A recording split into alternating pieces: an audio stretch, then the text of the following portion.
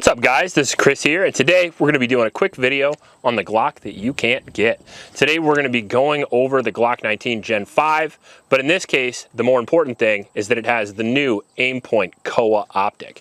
Now the new Aimpoint COA Optic was very divisive in the last year, but apparently very popular now.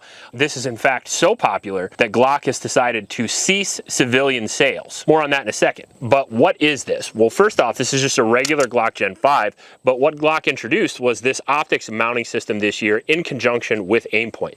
Aimpoint dropped their all-new pistol optic, but only for Glock this year, which made a lot of people angry.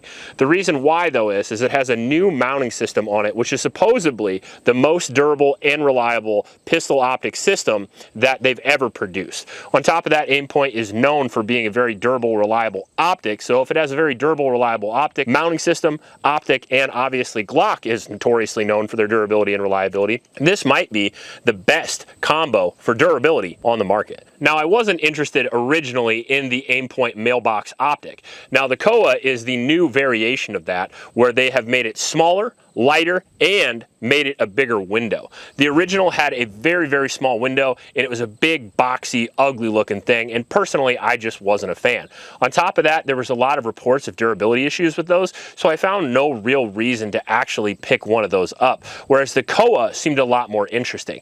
Bigger window, clearer window, really interesting controls, and then obviously the new mounting system had me pretty interested. So I picked one of these up like 4 months ago or something like that, and I haven't shot it yet because honestly, it was just so boring I didn't get around to it. With all the cool guns that I get to shoot for a living, Glock, just a regular old Gen 5 Glock 19, wasn't all that interesting until last night when I saw the Glock store, you know, Lenny McGill, actually posted a video about how Glock is no longer going to be giving these to distributors. And the sneak-in suspicion of that is that they are going to be completely focusing on military sales. Now, why would that be if the military pistol is the SIG 320? Well, if you haven't looked at the news lately, you don't even have to look at gun news. You can just look at regular news because of the Wyoming Gun Project making one fire consistently without pulling the trigger. The SIG 320 has now, at least for the time being, been canceled as far as military use, at least in the Air Force, and ranges all over the country are no longer allowing the use of the SIG 320, including big competition organizations like IDPA. Tons of ranges, and honestly, every gun store in Iowa, except for maybe one of them, don't sell SIG 320s anymore. It's probably the craziest thing I've ever seen in the gun industry. And personally, I've been touting the shitty horn of this 320 for a long time. I don't really like the 320. Maybe not necessarily for the drop safe reasons, but I don't like the gun as a whole. That being said, it's kind of crazy to see everybody all of a sudden wake up overnight and decide to drop the 320. Part of that reason is because the 320 is kind of a shitty gun to begin with. Part of that reason is because they've been gaslighting everybody for a long time. But most of that reason is actually because of how shitty SIG actually got on social media. That being said, I personally thought that Glock should have won the military contract to begin with. They technically were more reliable, although they were more expensive, and I would rather have our troops have something better than cheaper. That's my personal opinion. A lot of people base their civilian purchases off what the military buys, but I wouldn't necessarily recommend that. They don't always make the right choice at the right time, if you know what I mean. That being said, the Glock COA combo got a lot more interesting, so I figured I'd make a video for you. Now, some of the footage you're going to see in this video was actually from a few months ago when we tested it. We took it out before we actually filmed, and some of it is today. So today we're just going to shoot it, see how we feel about it, see what I think about it, and maybe do a little bit of durability test and see what happens. Before we go shoot the Glock COA, I want to tell you about our sponsor, TacPack. Chris and I absolutely love TacPack. We honestly used to think it was a gimmick, but after getting so many different cool, amazing products in our TacPack boxes, we have become fans. You literally never know what you're going to find in your next TacPack box. It's like you get to be a gear reviewer too. The September TacPack Plus is going to be worth over $330, and it's going to feature a record amount of gear. As always, use code HONEST for a free tactical gift. Make sure you go give them some love. All right, so we're gonna zero this gun. Traditionally, I like the adjustment knobs to be flathead, that we could do with a bullet or a screwdriver, but on the Aimpoint, they always have to be difficult, and they are star head bits, so we'll be using that.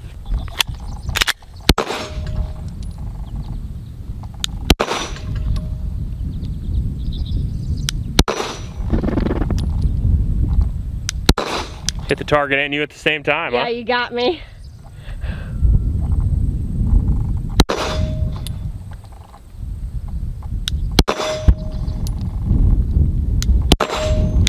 My point of impact was a little bit low, so we're just gonna go up just a little bit.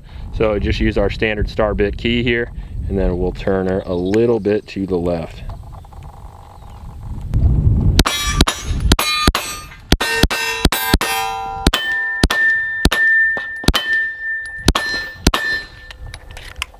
Shoots really nice. I'm gonna be honest with you. A little extra weight of the COA helps with that recoil impulse, and it feels really good.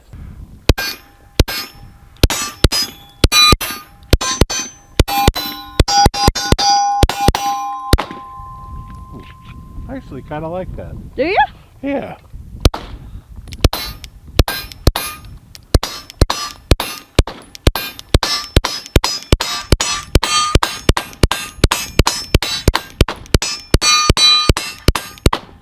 Woo! Oh my gosh.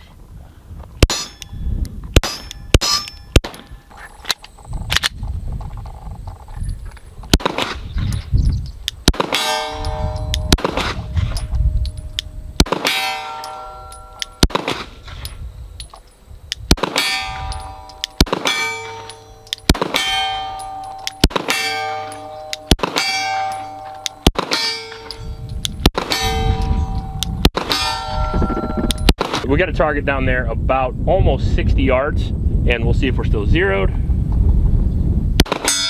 We are. Let's see if we can unzero it, shall we?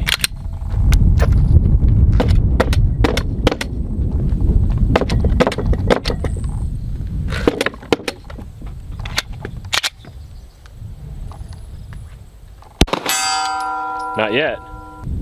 All right, well, let's try this again. Oh, I'm better at that sometimes. We'll give it 2 since it's an Aimpoint. Well, if you're gonna give it 2, you might as well give it 3. 3 consecutive shoulder height drop tests.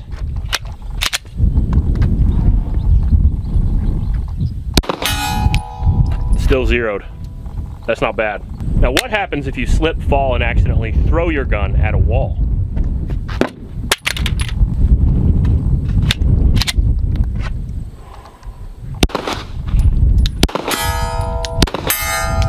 I missed the first time, but it's still good.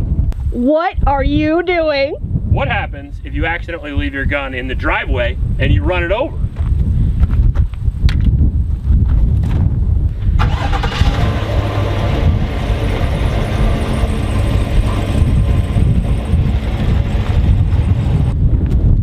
Is it broke? We'll see.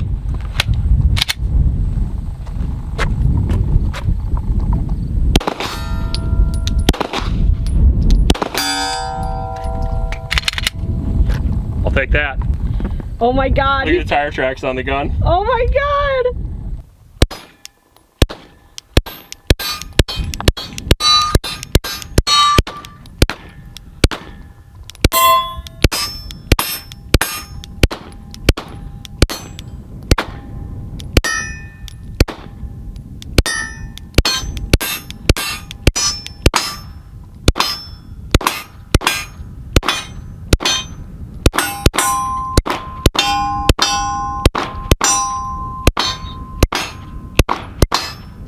Nice. Man, I really like this. What happens if you accidentally run your Glock over twice?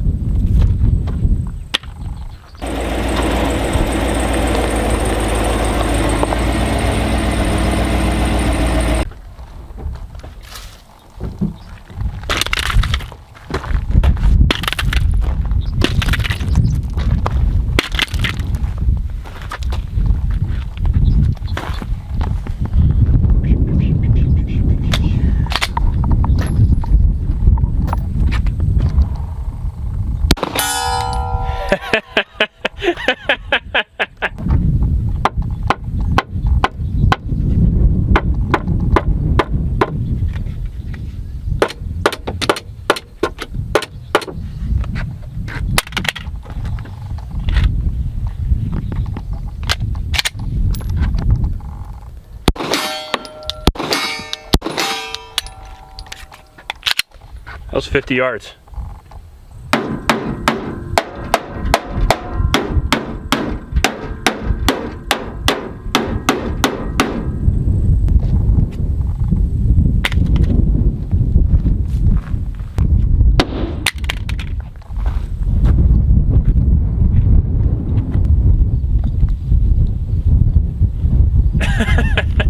of the main issues with optics like this is if you create even the smallest crack, it's no longer waterproof. So now we're gonna pour some water on it, see if we can get this guy to fog up.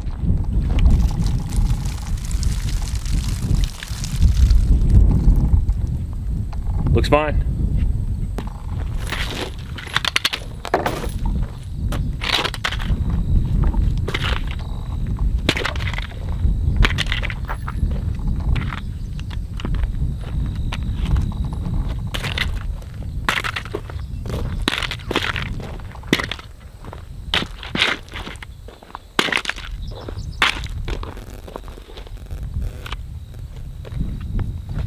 That gun, dude.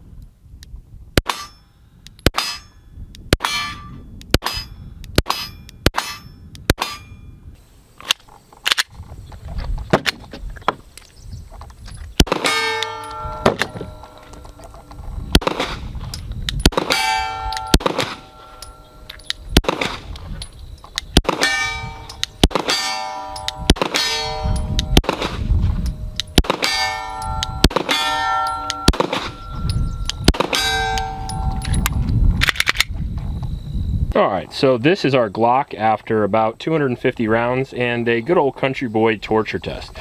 Not only did this gun function reliably through the entire thing, which is pretty crazy, we even stuck it in a little bit of mud, which is kind of funny over there by accident when I was kicking it around, but the gun didn't even lose zero. So I would say that maybe this might be the most durable optic gun combo, especially considering the optics mounting system. The only other thing we've seen like this is going to be the Springfield Echelon.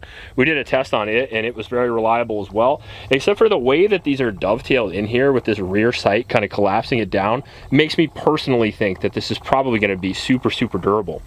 And the fact that I just beat it up and I don't even really know what else to do. It's literally so durable that I'm just like, all right, I give up. I don't think I can break this. I could probably break this if I took like a sledgehammer out here and just hit it full steam. But with anything you're ever going to be doing on this, the reason why you do shoulder height drop tests is because you might knock it off a table or somebody might knock it out of your hands or something like that. We did it a little bit higher. I threw it up maybe 12 feet and it still didn't break. We did like 10, 15 drop tests on concrete. I smacked it against a truck. I smacked it against the table. I did everything you would reasonably do to a gun. Most of the time when these optics break, they're knocked off a table or it's like you go roll over prone when you have it holster and you crunch the thing. That is not going to be happening with this. One thing we can't do out here that I'll roll into the video right after this is we're going to go inside. We're going to submerge it in water for a few hours after we beat the shit out of this, and we'll see if we lost any of the seal on the inside of the gun, on the inside of the optic, and see if we cracked anything or if we broke any seals. But somehow I doubt that.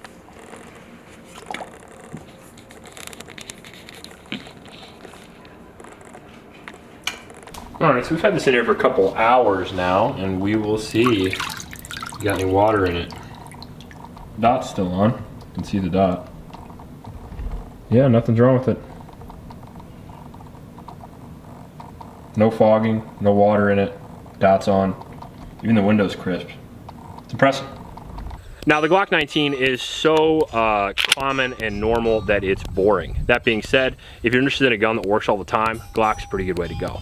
Now as far as prices go on these, I think the price of this, what I picked this up for, I think was between $700 and $800, something like that. And I picked it up over at Battlehawk in Des Moines, and they just had one. I just picked it up. I didn't know it was anything special. And a few months later, I came back in and they were talking about how rare these things actually are and how nobody has these. And then I see Lenny McGill's video last night and I'm like, holy shit, I have one of those in the safe just sitting there. So I figured I'd come out and do a torture test for you.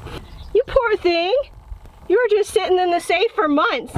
Now you're getting abused. Now, the prices they're going for now are ridiculous. Like if you look for these right now, as of this, because of all the panic buying, because of all the videos, including myself, they're over $1,000 easy. They still might be worth that, to be honest with you. If you look at maybe a $600, $700 gun right here, and then like a $500 plus optic at least on this gun, I mean, I would have no problem paying $1,100 or even $1,200. Now that I know what this thing can do, I might even pay more than that. To be honest with you, I'm not the biggest Glock guy. I used to shoot Glocks all the time. That's what I trained on when I was younger. 1911s and Glocks have always been a little special to me, but they've really fallen back over the years. But nowadays, when people are looking for reliable, durable, and particularly safe, you know, especially if you drop it, option, the Glock looks a lot more impressive than it did even a few months ago. Paired with the COA, I think it's pretty legit. Hopefully at some point they stop focusing on military and law enforcement sales and think about their civilian customers, and that way you guys can get one of these too.